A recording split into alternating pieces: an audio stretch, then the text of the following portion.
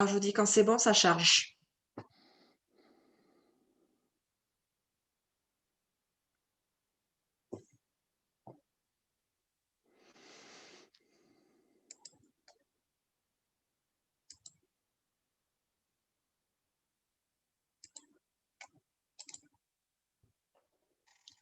C'est bon. C'est parti. C'est parti. Bonsoir, bonsoir à toutes et à tous. Bienvenue encore une fois sur ce festival en ligne, le festival Terre d'ailleurs, qui se passe à Toulouse et en fait dans la France entière et ailleurs. Et c'est au moins l'avantage d'avoir cette connexion en visioconférence. Et le festival continue, il y a encore des belles choses. Hier, on vous a présenté un très beau film, le film de Patrick Bernard, que vous pouvez revoir en fait sur le site, la plateforme Kina, là, sur laquelle vous êtes, et qui s'appelle Roi et Chaman et qui se déroule en fait dans l'Arunachal Pradesh, donc au fin fond de l'Inde, dans le nord-est. Si Patrick est avec nous ce soir, je le salue, son film est formidable et c'est tout à fait l'exemple de ce que peut montrer un documentaire, pas l'infiniment petit, mais pas loin, parce qu'on est dans une petite tribu ou des petites tribus en Inde, et en fait, on a un propos qui est universel. Donc, c'était un beau film. Et puis, ça continue. Vous verrez, évidemment, ça défile sur votre écran en regardant le programme en haut sur l'onglet du festival. Vous verrez ce qui va venir ce soir, donc 20h30, présentation du film Expédition 5300, avec un débat en présence de deux des participants de cette expédition scientifique au fin fond de l'altiplano péruvien et d'autres films donc demain et après-demain. Voilà. Et ce soir, nous sommes en lien donc avec un auteur, un écrivain qui s'appelle Lodvik. J'ai toujours envie de dire Ludwig, mais c'est Lodvik Allaert, si je prononce bien. Ouais. Lodvik, bonsoir. Bonsoir. Et alors, Ludwig, vous êtes écrivain, voyageur, et ce soir, vous êtes là parce que votre livre, d'abord, participe ou a participé donc au prix du livre, le prix littéraire du Festival Terre d'ailleurs, et puis parce que c'est le récit, donc on le voit ici dans l'insert, c'est le récit d'une traversée originale et apparemment inédite. Vous allez nous dire si c'est vrai ou pas, si ça n'a jamais été fait dans cette globalité. Mmh. L'Axe des Carpates, donc un livre qui est sorti. Alors l'expérience de cette promenade, de cette randonnée, pardon, de 4 mois et date de quelques années, elle est fabuleuse parce que c'est dans tout cet arc carpatique qui couvre 2000 km. Alors, quelle aventure d'abord, Lodvik. Pour finir votre présentation, avant de vous poser la première question, je souligne aussi que vous êtes surfeur. Vous êtes dans Merci les beaucoup. Landes là, actuellement et vous êtes passionné de mer, vous êtes passionné aussi de kayak. Et avant de faire cette traversée de l'arc carpatique, presque en totalité, à travers différents pays, on va en parler tout de suite, vous avez fait une drôle oui, de traversée, on va dire, la descente d'une partie du Danube en Ouais. kayak avec votre Mmh. compagne Christelle, qui vous accompagne d'ailleurs sur l'axe des Carpates jusqu'où? Jusqu'à Istanbul. Mmh. C'est bien ça? C'est ça, ouais, ouais. C'est un peu fou ça aussi, non? En kayak dans l'embouchure du Danube qui est incroyable comme embouchure et Mmh. puis après en mer Noire. Ouais, Pourquoi c'était cette en première expédition en kayak? alors c'est, la genèse, commence à donc en Hongrie, puisque moi j'habitais en Hongrie sur la steppe, hongroise, la Puszta Magyar comme on l'appelle et donc j'y ai vécu pendant 2 années, j'enseignais le français. Et après 2 ans, j'avais eu l'occasion de découvrir déjà les Balkans, d'aller déjà marcher, dans les Carpates et j'ai voulu aller plus en profondeur. J'aime bien aller au cœur des choses, essayer de comprendre, comment, vivent les gens, essayer, d'aller à la rencontre, de découvrir des traditions, des façons de vivre différentes et le Danube me semblait intéressant dans le sens où, c'est une sorte de fil conducteur. D'ailleurs, on parle d'axe danubien, on parle aussi de enfin, le Danube a été l'axe qui a permis aux 1res, populations indo-européennes aussi de peupler l'Europe. Donc c'est vraiment de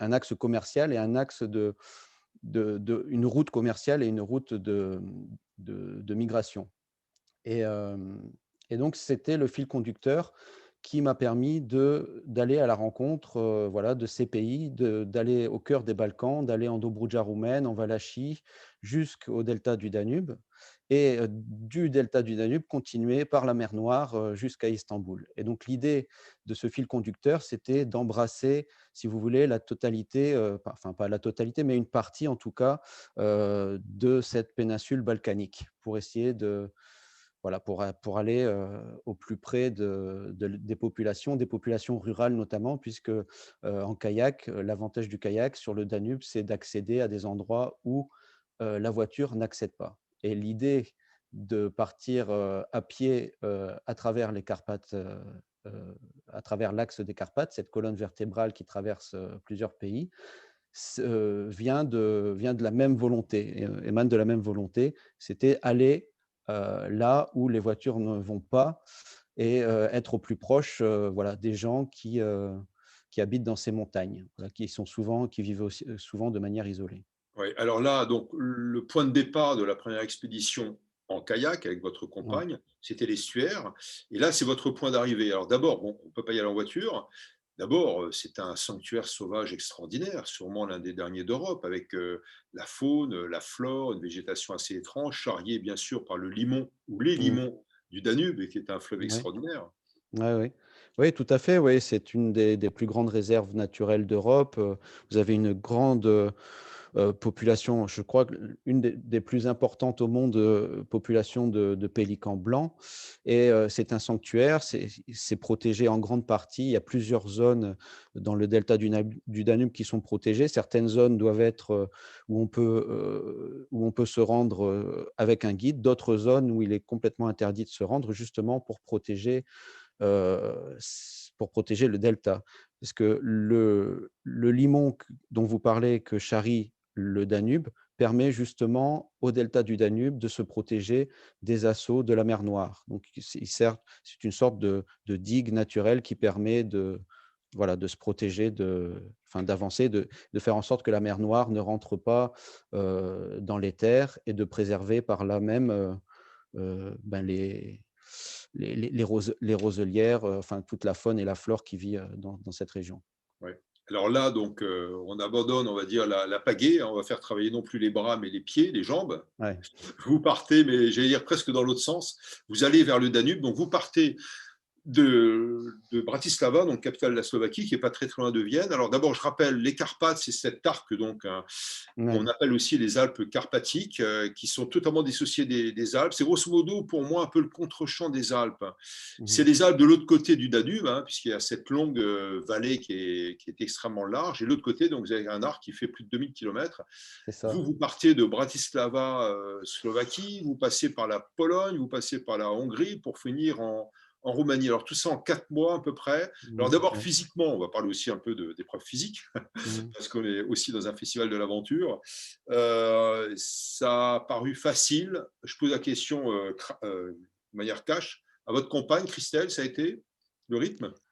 Ça a été, et alors peut-être qu'on peut mettre une photo justement des Carpates, parce que je sais que beaucoup de personnes ont du mal à visualiser. Voilà, les Carpates, Ah, c'est cet arc extérieur qui fait la frontière, qui forme une partie de la frontière de l'Union européenne, de l'espace Schengen. Et c'est intéressant d'ailleurs de voir, même historiquement, le rôle qu'ont joué les Carpates dans l'organisation et le mouvement des peuples, puisque tout ce qui se trouve à l'ouest des Carpates, hein, ce qui est protégé, ça a été le lieu de construction des royaumes. Et de l'autre côté, on avait cette grande steppe hongroise, enfin cette grande steppe, pardon, ce qu'on appelle d'Eurasie, la steppe, la plaine sarmatique, pardon. Et ces deux mouvements, ces deux régions ont évolué différemment, et la zone de friction entre ces peuples qui évoluaient différemment, c'était justement les remparts, enfin ce grand rempart que représentent les Carpates. Et c'est intéressant également de voir qu'en même temps que ça a été un rempart, ça a été également une zone, un refuge pour des populations de paysans insoumis, pour les Tziganes, pour tous ceux qui voulaient fuir une sorte d'autorité et qui s'exerçait sur eux, et essayer de trouver dans le refuge, dans les hauteurs, dans les montagnes, une sorte de supplément de liberté. Et moi, c'est ce qui m'a intéressé. C'était aussi la démarche, c'était d'aller voir ces gens qui avaient fui l'autorité centrale pour essayer de trouver une autre forme de vie, peut-être plus libre et qui leur convenait un peu mieux. Et pour répondre à votre question sur la marche et sur la difficulté, je me suis rendu compte au cours de mes différentes expéditions ce qui était vraiment le plus dur à ce niveau-là, c'était pas tant l'effort physique, mais c'est vraiment le mental. Et le mental joue un grand rôle dans une marche au long cours ou une descente en kayak au long cours. C'est vraiment ça qui joue. L'idée, c'est de se lever chaque matin et de pouvoir continuer, quoi qu'il arrive. C'est-à-dire malgré les intempéries, malgré la douleur, malgré les doutes, il faut avancer. Et le corps ne peut suivre que si le mental avance. Tout est tout est dans la tête. Donc, Ouais. Alors, on le voit ma dans le compagne, livre aussi, il y a un oui, petit peu ce principe de presque de méditation hein, qu'on connaît quand on marche longtemps, on ouais. réfléchit différemment, l'esprit est presque en apesanteur, donc on n'a pas les mêmes réflexes et tant mieux. Et oui, on est dans une sorte de contemplation méditative, si on le sent bien dans votre livre. Alors j'en profite tout de suite pour dire deux choses. D'une part, on trouve les livres, le livre, enfin les livres aussi hein, au pluriel de Ludovic sur notre site, donc la plateforme Terre d'ailleurs Kinao, et vous cliquez simplement dans l'onglet librairie. Et grâce à notre compère, notre partenaire, la librairie Ombre Blanche de Toulouse, vous pouvez acheter les livres des différents intervenants et de Ludovic ce soir en particulier, tout au long du festival. Alors, il faut aider les libraires. D'ailleurs, ça rouvre demain. Hein. Précipitez-vous chez les libraires, précipitez-vous à Ombre Blanche à Toulouse ou ailleurs. Et n'oubliez pas donc de cliquer, d'acheter les livres. Alors là, c'est même cliquer et livrer. C'est pas simplement cliquer et collecter. Et puis, deuxième moment, donc, poser les questions en cliquant donc, sur converser, sur le chat, parce que je vais avoir le retour directement grâce à notre équipe aux manettes, Élise et Jade en particulier, sans oublier Nicolas qui était aux manettes tout à l'heure et toute l'équipe de Terre d'ailleurs et de Délire d'encre. Et donc, vous me posez les questions, enfin, vous posez des questions à Ludovic, je lui transmets. Il va essayer d'y répondre. Et alors, moi, j'en ai plein. Hein, donc, il y a de très, très belles rencontres pendant ces 4 mois d'expédition, donc plus de 2000 kilomètres, sur 4 pays, hein, parce que la chaîne carpatique, c'est beaucoup plus. Hein, on peut même inclure l'Autriche d'ailleurs. Vous, c'est C'est donc ça. la Slovaquie, la Pologne, l'Ukraine et la Roumanie. C'est bien ça, j'en oublie pas. Ouais, il y Voilà. a en fait, à au départ, les Carpates dessinent la frontière entre la Slovaquie et la République tchèque, puis entre la Slovaquie et la Pologne, puis entre l'Ukraine et la Voilà. Slovaquie et elle traverse, intégralement la Roumanie et il y a une petite partie des Carpates, méridionale qui traverse le Danube et Voilà. c'est Et il y en a pour, une petite partie, toute petite partie en dans la Serbie, dans Serbie. les Serbes de la Voilà, c'est ça, Roumanie. exactement, ouais. Donc, vous faites des rencontres incroyables. D'abord, quel rythme, hein, on en parlait tout à l'heure. C'est pas évident là, de faire des traites comme cela de quelquefois c'est tout le temps plusieurs heures de marche, mais quelquefois plusieurs dizaines de kilomètres. Et alors, bon, bah, il y a des bergers, hein, il y a des paysans aussi qui récoltent des baies sauvages. Il y a ces populations un peu reculées dont vous parliez, qui se sont protégées des invasions et des pouvoirs centraux dans les montagnes, y compris les tziganes. Une Mmh. image, une seule, qui vous a marqué en haut d'un col peut-être, ou les tziganes que vous croisiez un moment là, au sortir d'un village. Des images, il y en a beaucoup. Il y a au niveau des rencontres, moi ce qui me touche le plus, c'est de voir la générosité, l'hospitalité dont font preuve les gens qui habitent là-bas. Lorsqu'on vit l'un sur l'autre, on cherche son espace et lorsqu'on vit, sur de grands espaces, on cherche l'autre et ça, on le voit dans les montagnes, c'est-à-dire que, quelquefois, on marche pendant des jours sans voir personne et au loin, on voit un paysan en train de faucher, son champ et sans raison, la personne va vous accueillir, va vous proposer le peu de choses, qu'il a à vous proposer, du lait. Voilà, par exemple, là, sur cette photo, on a Joseph, Maria et leur fille Claudia, qui nous ont, invités simplement parce que, on était là. Donc l'hospitalité est permanente et la générosité, est complètement naturelle et on voit dans les yeux, notamment en Roumanie, dans les yeux des gens, une sincérité, une authenticité extrêmement touchante. Ouais. Et, je crois que c'est à la fois lié à la population, enfin, à la fois lié à la nationalité, mais aussi, je pense que c'est lié à cet esprit de liberté dont je parlais, ces gens qui ont quitté les vallées pour aller vivre dans les montagnes et pour être, peut-être pour chercher une promesse de réconciliation entre l'homme et la nature. Ouais.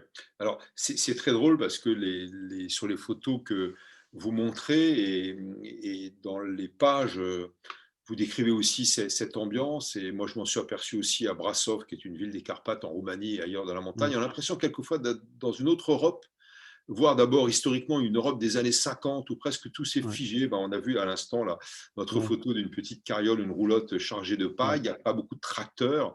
Ne serait-ce que pour la Roumanie, que vous connaissez bien, il y a une forte, comment dirais-je, dépendance à l'Europe avec une aide économique extrêmement forte pour le centre, pour la capitale Bucarest. Et Mmh, dès qu'on sort à 100-200 km, ça n'a pas tellement changé. Est-ce que c'est mmh. votre impression d'avoir foulé finalement une autre Europe à travers les Carpates?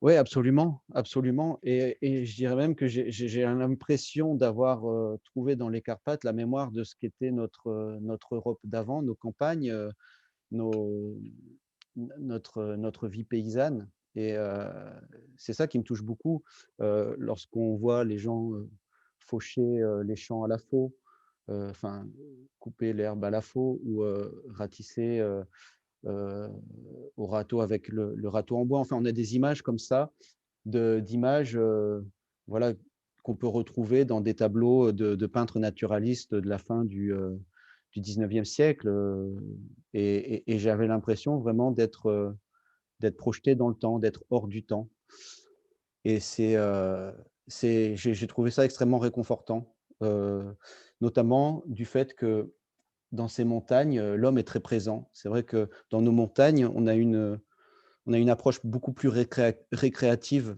de la montagne. C'est-à-dire que nous vivons en vallée, nous allons en montagne pour, nous divertir, pour faire du ski, là-bas, les gens vivent en montagne. Donc ils ont un rapport à la montagne qui est différent du nôtre et d'ailleurs, c'est curieux de voir que, donc moi, je marchais principalement, on cherchait les crêtes parce que c'est vraiment la ligne de crête, c'est le moyen d'avancer, d'être, Je suis le au conducteur de votre livre, hein, c'est voilà, les c'est la ligne Carpates de par les crête. sommets, hein. Ouais, tout à fait et puis c'est aussi un moyen de savoir où on va. C'est une route, en fait, la crête.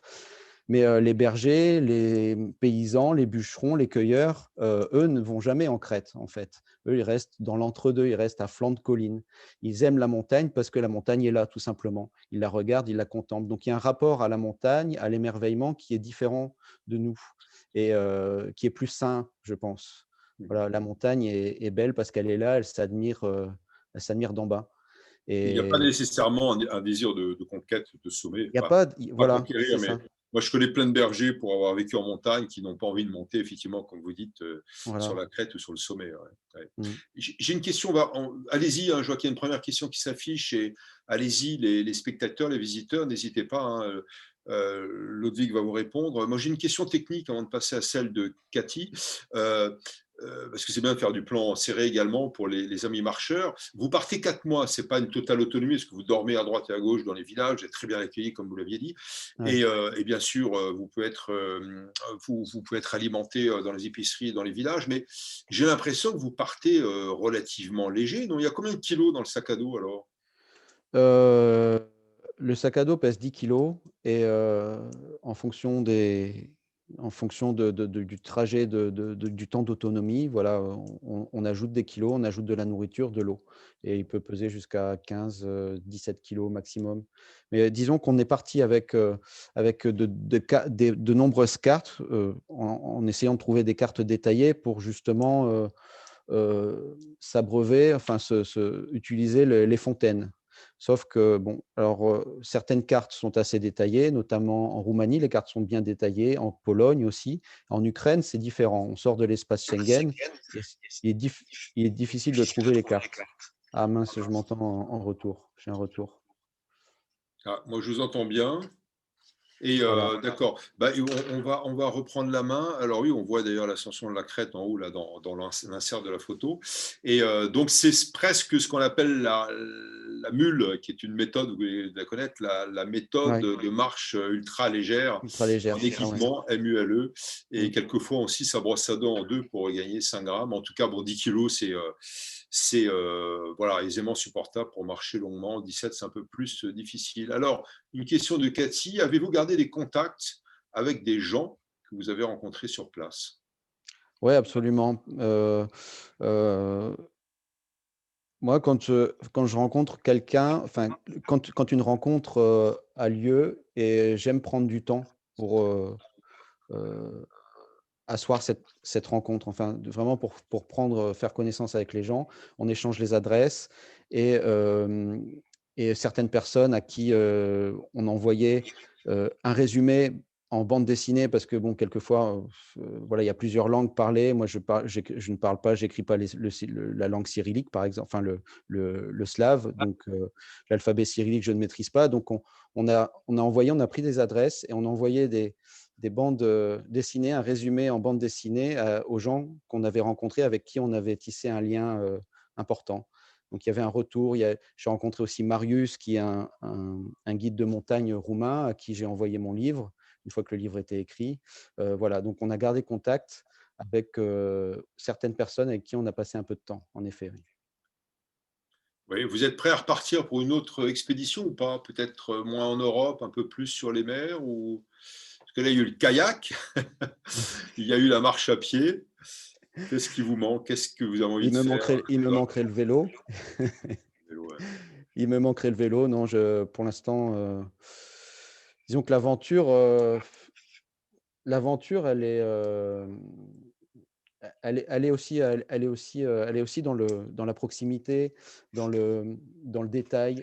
Moi, je m'intéresse de plus en plus à des auteurs comme André Dhôtel ou comme Jean-Loup Traçard, essayer de voir le merveilleux, l'aventure, vraiment dans la proximité.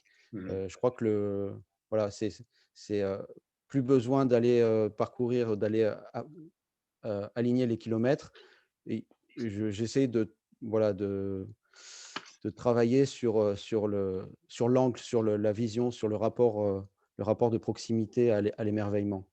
Donc, Ouais. peut-être une aventure immobile dans un arbre au fil des saisons, voir les saisons Donc, défiler. Joseph de Maistre, Voyage autour de ma chambre, et puis un excellent auteur italien, d'ailleurs, qui est presque d'Europe centrale, qui vit à Trieste. Et Trieste, vous savez, c'est un petit peu une ville un peu Ouais, spéciale à la frontière, aux confins de l'Italie et de la Slovénie. Et il a fait un voyage, en fait, dans un phare sur une île entre la Croatie et l'Italie. Il ne veut pas dire où c'est, donc en mer Adriatique. Et voilà, lui qui est d'accord. un grand écrivain voyageur, il a décidé de ne pas bouger. Mais je reviens vraiment sur ce voyage et ce que vous dites aussi sur le voyage de proximité.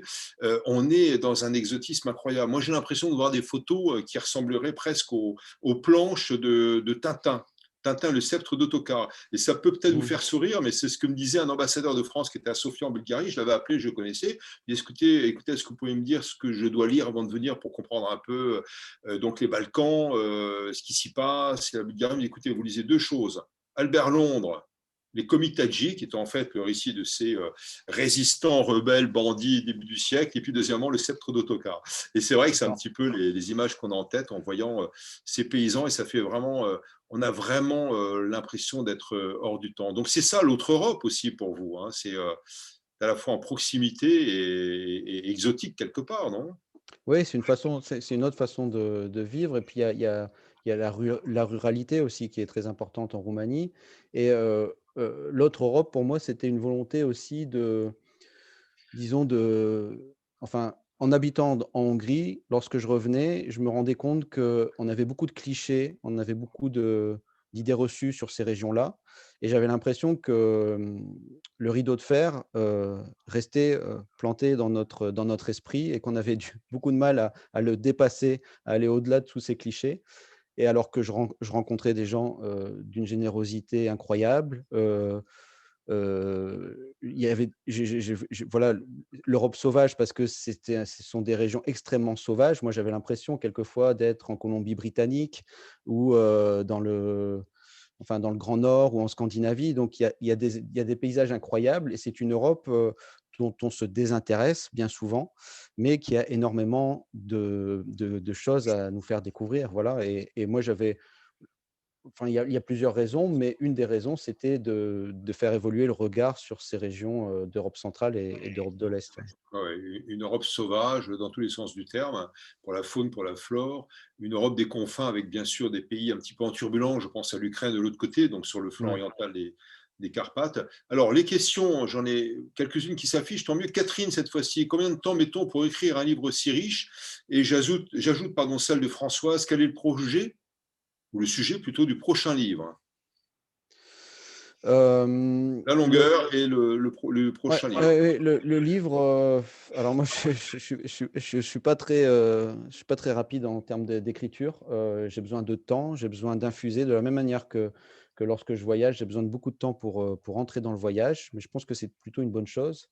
Hem Et donc le livre, je l'ai écrit, j'ai mis 4 ans à l'écrire. Bon, je ne l'ai pas écrit en continu parce que je peux travailler, je peux me concentrer sur l'écriture qu'une partie de l'année, mais voilà, en total, j'ai mis 4 ans à l'écrire. Et pour, la prochaine destination, c'est toujours une question compliquée, mais ouais, comme je vous le disais, pour moi, ce serait plutôt une destination immobile. Laisser la terre voyager à ma place et regarder comment elle agit sur le monde qui m'entoure. Et Voilà, le décrire dans un livre, donc éventuellement. voilà, le décrire dans un livre, pourquoi pas, oui, ouais, ouais. Ça pourrait être ça c'est un D'accord. angle qui m'intéresse, comme dans un phare ou comme dans un arbre, voilà. Ouais. Autre question, Lodvig, avez-vous fait une ou des rencontres qui vous ont particulièrement marqué? Donc, ça revient à la question de tout à l'heure. Ouais, Il y en a plein, hein, j'imagine, hein, les tziganes, les ouais, bergers que vous décrivez, les ouais, cueilleurs de ouais. myrtilles. Ouais, ouais, c'est les gens, sont les gens, les visages, et les bergers aussi. Les bergers, pour moi, c'est la note juste dans le chant du monde, les bergers. J'ai l'impression il y a une quand je vois un berger, donc le berger, il faut l'imaginer, il est dans un entre-deux-mondes. Il est entre la forêt et la ligne de crête. Donc les arbres ont abandonné, les arbres, ne poussent plus. Le berger sort de la forêt, il est là avec ses bêtes, on entend les clarines, on entend le chien qui aboie, les bêlements des bêtes. Le berger avance à pas lents, les épaules baissées, et je trouve qu'il y a de l'humilité, il y a il y a de la lenteur, il y a de la sagesse, et il s'arrête, le berger regarde le monde, il observe le ciel rentre dans ses yeux, et on voit dans son regard, toute l'immensité du paysage qu'il regarde, et c'est un symbole pour moi d'humilité, de fragilité et de solitude, mais aussi de réconciliation. De voir un homme, une femme, seul, comme ça, dans la nature, je trouve ça, extrêmement, comment dire? Réconfortant. Voilà, c'est ça, absolument. Et on n'a même Ouais, pas la peine de parler, c'est pas la peine de parler la langue en fait, parce que là on se comprend par les yeux, par cette sérénité. Et puis bah, c'est un peu ce que fait votre livre finalement, c'est un peu aussi l'éloge de la lenteur de la tout à fait. marche, Mmh, cette pensée un peu contemplative, méditative mmh, qui fait que voilà, on repose l'esprit, on pense différemment, ouais, évidemment on abandonne plus ou moins ses soucis, on ouais, ne rabâche pas ses vieux tourments, etc. Puis on découvre le monde. Et là, l'exemple du berger, compris en Roumanie, puisqu'on a vu des photos de Roumanie, nous y font penser. Et puis, à propos de berger, il y a cette polémique du loup. Je sais que vous avez vu là-bas pas mal d'animaux sauvages, hein. mmh, Bah, finalement, les Carpates, c'est aussi le ouais. paradis des lynx, beaucoup d'ours. Oui, c'est Qui ça. ravagent d'ailleurs des villages en Roumanie et dans les Carpates, donc des loups aussi. Et quel petit paradis, enfin, c'est pas un petit d'ailleurs, c'est peut-être un dernier, voilà, c'est un des derniers. On parlait de sanctuaire tout à l'heure pour C'est ça. l'embouchure Mmh. du Danube, mais on peut l'étendre aussi sur les hauteurs jusqu'en Slovaquie, quoi. Tout à fait, ouais, là où se trouve la plus grande concentration de loups et d'ours d'Europe. Vous nommiez les lynx, il y a beaucoup de lynx également, et il est intéressant justement de comparer, le rapport qu'entretiennent là-bas les éleveurs, les bergers avec les loups, Et pour eux, les loups ont toujours été là. En France, la différence, c'est que les loups ont disparu pendant un moment, donc les bergers ne sont C'est plus réintroduit. habitués à vivre avec les loups. Ouais. Et pour eux, Il y c'est a plus de naturel. prédateurs. Ouais, Pardon? d'accord. Oui, il n'y a pas de prédateur au-dessus. Je vous coupe la parole parce qu'on n'a pas beaucoup de temps. Il y a plein de questions encore. Alors, D'accord. on va en faire deux en une. C'est votre déclic au départ pour aller, pour passer à Lac, pour faire en fait cette expédition qui est quand même assez compliquée de 4 mois. Et puis, les habitants que vous rencontrez, est-ce qu'ils se considèrent comme habitants des Carpates ou plutôt de tel ou tel pays? Est-ce qu'il y a une entité carpatique, on va dire? Ouais, ça c'est une question intéressante justement parce qu'il y a les Carpates, c'est une unité géographique et les gens qui vivent, là-bas, les populations montagnardes, que ce soit les Goralis, les Lemkoch, les Boykoch, s'identifient, à la montagne et non à la nationalité à laquelle ils appartiennent. Donc il y a une sorte de c'est un royaume à part entière, c'est un royaume sans frontières. Il y a une unité géographique de la Slovaquie à la Roumanie. Et on sent que le poids de la citoyenneté et de la nationalité est beaucoup moins important. D'ailleurs, il y a une phrase de Stasiuk, Andrzej Stasiuk, qui est écrivain polonais qui vit dans les Carpates, qui dit Vivre dans les Carpates, c'est se souvenir qu'autrefois la nationalité et la citoyenneté avaient ici une valeur médiocre, dans le sens où ce que je disais en introduction, c'est que les gens qui vivent là ont un rapport différent aux gens qui vivent dans les vallées. Ils se sentent peut-être, ils vivent avec un supplément de liberté, avec une distance par rapport à la société, enfin, à la façon de vivre des vallées. Voilà. Ouais. Et alors, bon, pour reprendre, souvent, c'était la question aussi de Maud, mais vous y avez répondu. Donc, il y a bien une sorte d'identité commune, enfin, Oui, pour tout une à fait. partie de ces populations, en tout cas entre elles. C'est ça, hein. Oui, oui, tout à fait. Ouais, ouais. Il y a une identité commune qui est liée au mode de vie, à la façon d'élever les moutons, à la façon de faire le fromage, à la façon de s'habiller. Oui, il y a une identité commune. La langue n'est pas toujours la même. La langue subit l'influence du pays, mais la façon de vivre, les traditions, disons, sont semblables, que ce soit en Roumanie, en Ukraine ou en Slovaquie, par exemple. Ouais. D'accord, très bien. Bah, écoutez, voilà, un petit peu débordé, mais c'est pas grave. Je recommande vraiment le livre de Lodwig Allert, donc Lodwig est avec nous ce soir, donc Carpath, la traversée de l'Europe sauvage. Hein, donc c'est paru aux éditions Transboréal et vous allez retrouver le livre dont on voit la couverture tout de suite. Donc sur l'onglet en haut, librairie, donc ce soir même et demain bien sûr et les autres jours du festival. Donc sur l'onglet librairie, vous l'achetez, vous cliquez et vous êtes même livré avec le délai de livraison. Merci Lodwig, merci à tous. Hein, bon vent pour les prochaines aventures, immobiles ou très mobiles. Et puis bonne lecture pour nos visiteurs et spectateurs. Merci, à bientôt. Merci Olivier, au revoir. Au revoir.